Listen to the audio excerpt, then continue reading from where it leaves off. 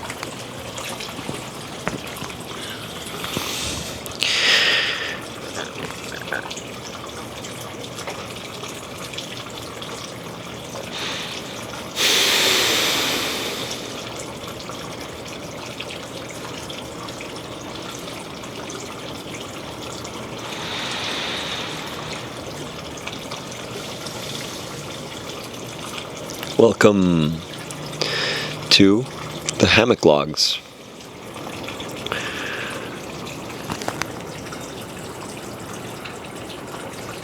My name is Pablo.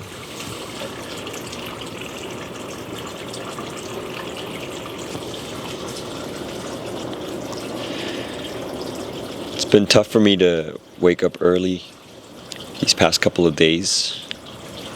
Actually, this might be the first time that I wake up at 7 with energy. Been jet lagged after a trip to Alaska with my family. And I'm alone for the first time in a very long time. My wife and my daughter are still in Alaska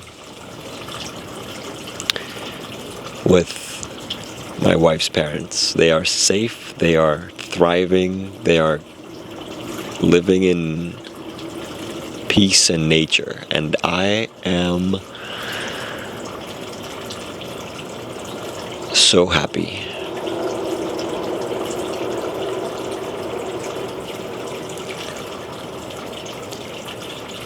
So happy. I had to come back early for work. Things are happening from a national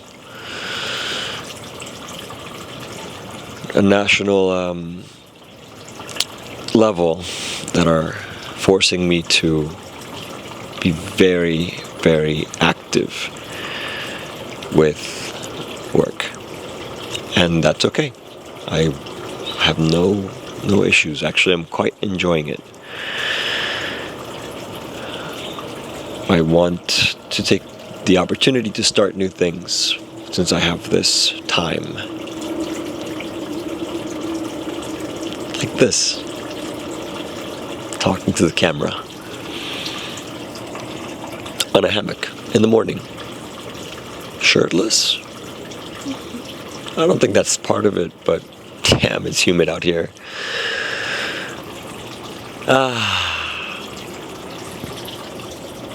And the video might be a little bit overexposed, maybe, but I think I'm okay with that. It's the morning. We need a little overexposure.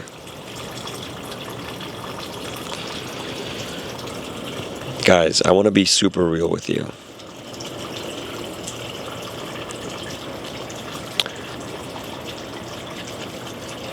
I've been holding space for people in my life who I love, who are in relationship and are in the process of ending those relationships,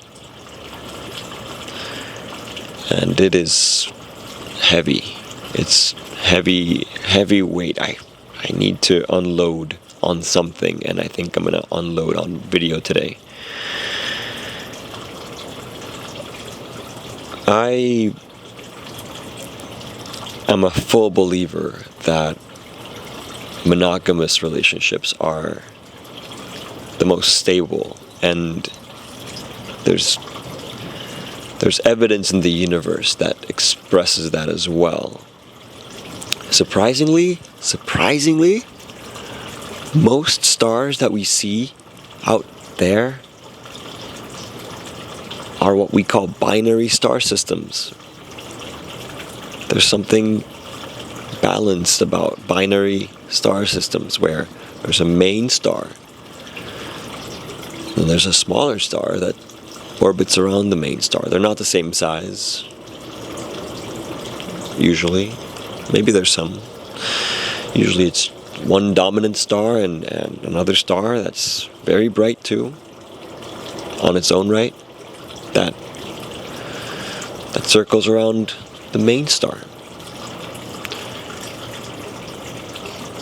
I don't think there's many star systems with more than one star. There might be the occasional one, but it's not really that many. I'm making the analogy with human partnership, which, if you really nitpick it, human partnership is a lot more complex than star systems. But they're both beautiful, and I also love, on a more human-centric level, how we are so appreciative of those creatures that mate for life in nature. Swans, or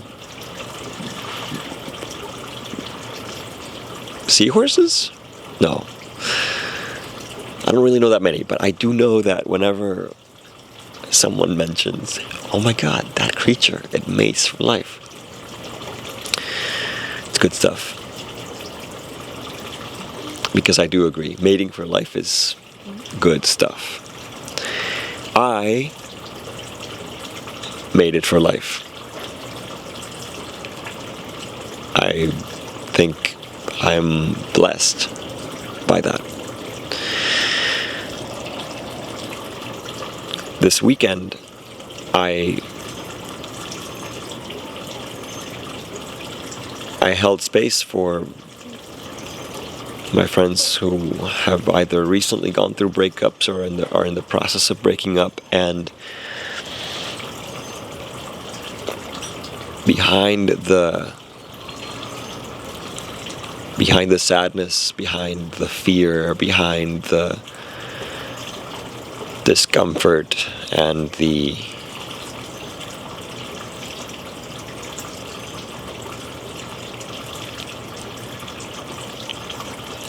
there's a certain willingness of disbelief in their way of being right now. Basically unwilling to believe that what's happening is happening. And it feels like I recognize that as one of the strongest desires that lives within us, which is the desire of partnership.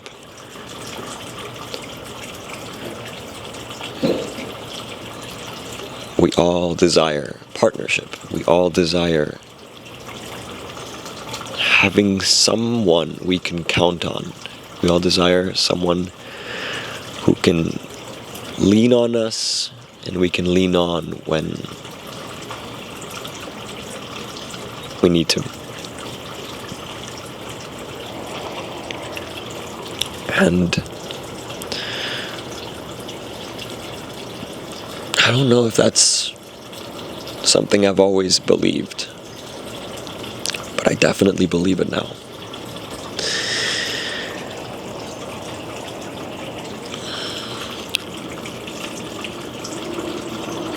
There's a separate but equally beautiful parallel that I experienced this weekend when I was on my own, when I was not holding space for friends.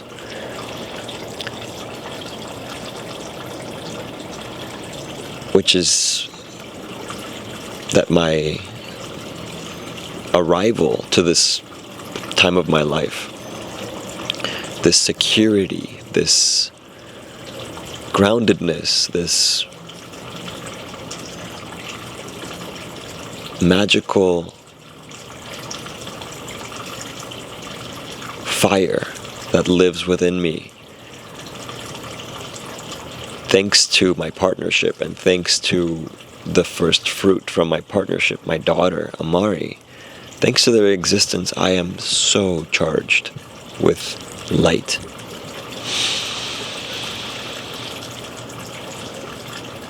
And as an extroverted person who loves meeting new people, this light is manifesting as attraction, human connection, attracting human connection. And everywhere I step into alone, I feel, I can't explain exactly how it works, but I feel like there's a deep interconnection between my desires and reality.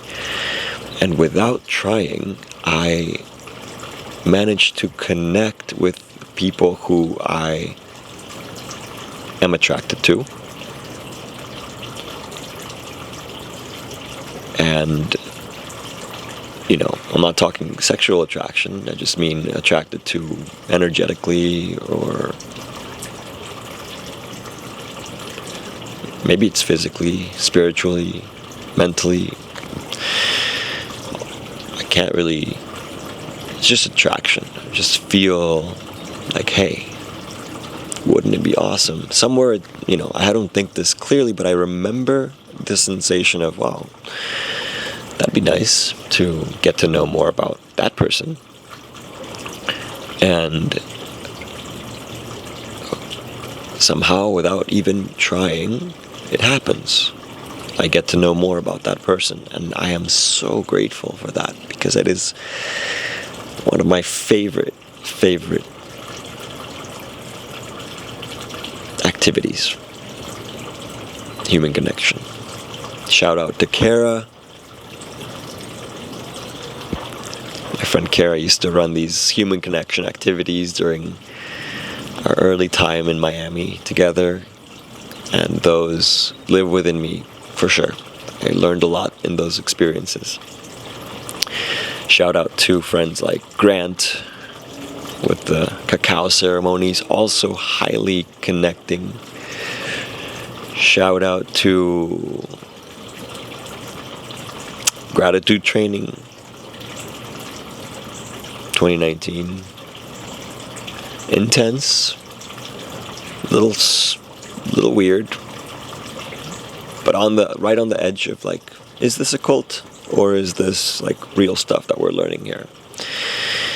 And the founder, Jo, got to meet her once. She's not a cult leader, so I know it's not a cult, but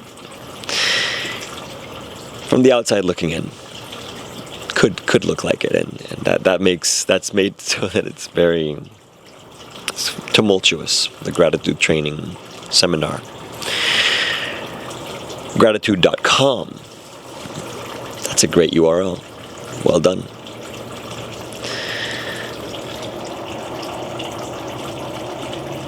Thank you for listening. That all leads me to you, because I want to connect with you. I want to connect with you. You, the one who's watching and enjoying, or maybe even not enjoying, just curious person on the other side of this lens, wherever you are.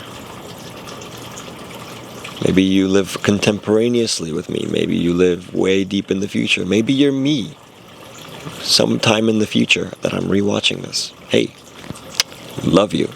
Love you, love you, love you. All of you.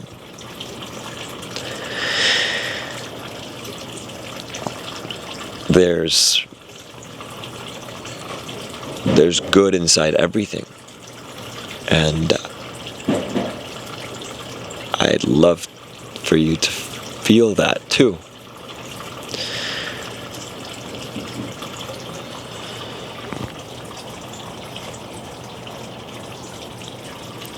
I found myself doing something really interesting lately, which is having compassion for the smallest things.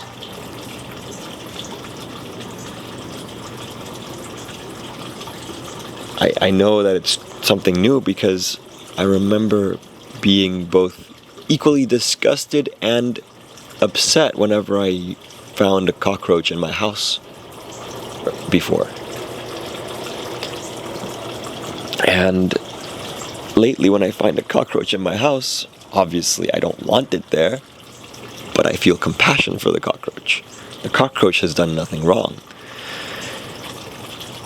except finding itself in a place where it shouldn't be, according to me, but the cockroach has no idea. I am attempting to fix the exposure, and by doing that, I'm clearly not going to. I'm going to mess something else up for sure. But we do what we must.